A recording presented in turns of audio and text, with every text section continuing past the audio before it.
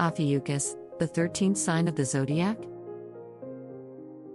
Every few years we hear the same old news from critics of astrology, mostly astronomers and physicists, who know nothing about astrology. They argue that the signs of the zodiac used by astrologers do not correspond to the actual constellations of stars in the sky.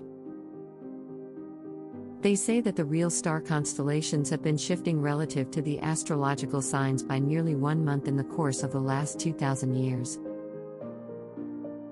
They explain this with the so-called precession of the equinoxes. In addition, they claim that astrologers suppress a 13th constellation, the serpent bearer, Ophiuchus, despite the fact that the sun passes each year through this constellation.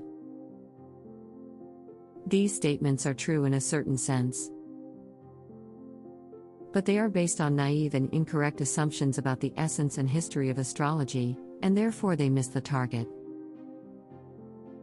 Those who argue against astrology that way may well understand a bit about astronomy.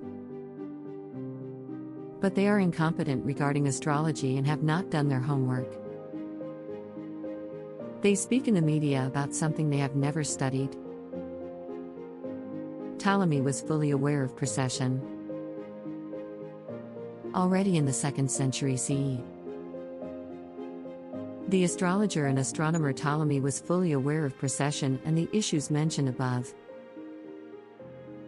He knew that the equinoctial points were slowly shifting in relation to the star constellations, by about 1 degree in the course of a human lifespan of 72 years, Ptolemy, Almagest 72.f. Still, he decided to give up star constellations and to let the zodiac begin with 0 degrees Aries at the spring equinoctial point, Ptolemy, Tetrabiblos 1.10f. Why? He did this in the opinion that the actual constellations of fixed stars were not relevant for astrology, that the sun signs should be fixed at the cardinal points of the sun's annual path. Aries begins at the spring equinox, Cancer at the summer solstice, Libra at the autumn equinox, and Capricorn at the winter solstice. Ptolemy's decision was only logical because astrologers had always considered sun signs to be related to the seasons. In ancient Mesopotamia, around 2000 BCE,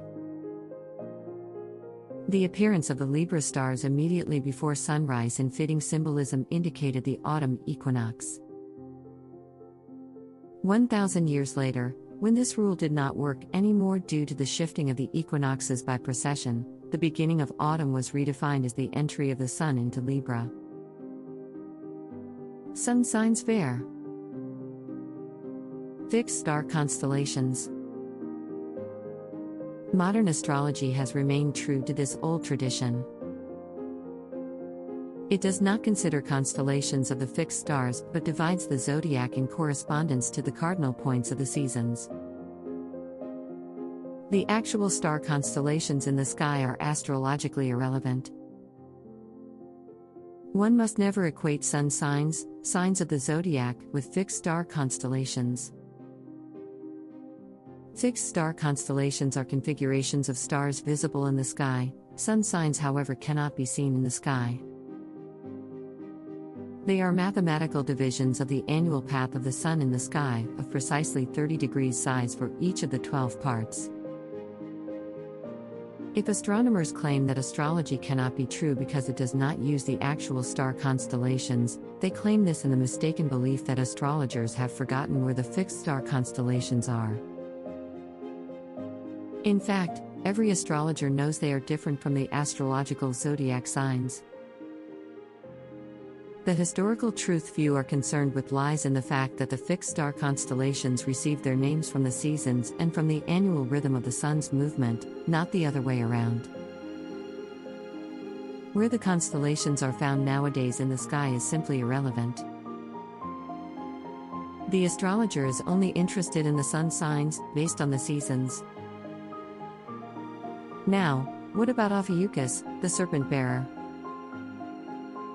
Because this is also, only, a fixed star constellation, it has no astrological relevance.